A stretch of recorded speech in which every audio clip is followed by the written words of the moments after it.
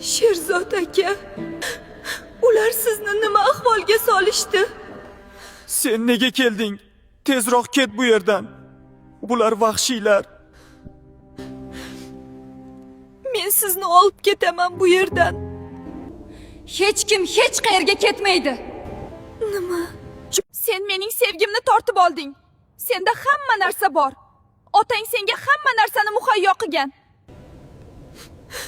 Bu yerda otamning ham qo'li bor, to'g'rimi? Otang seni Sherzoddan ayirmoqchi edi. Men esa ikkalangni yo'q qilmoqchi edim. Biz senga nima yomonlik qildik? Nimaga bunchalik nafratdasan? Erta onamni yo'qotdim. Kambag'al bo'lganimiz uchun yoshligimdan ishladim. Keyin Sherzodni uchratdim. O'yladim, nihoyat baxt topdim deb. Biz turmush qurdik.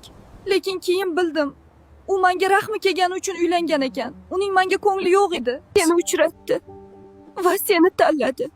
Bilaman. Sen bularni bilmagansan. Senda ayb yo'q. Seni tushunaman. Lekin meni kim tushunadi? Nima, menga o'xshaganlar shunaqa qolib ketaveradimi?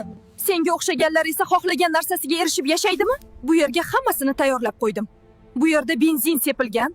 Sherzod aka, turing, ketamiz. Bu baxt menga berilmadi. Endi senga ham bo'lmaydi.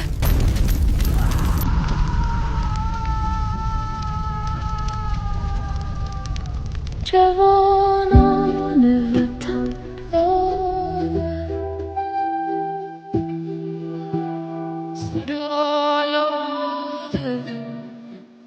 جانم بریده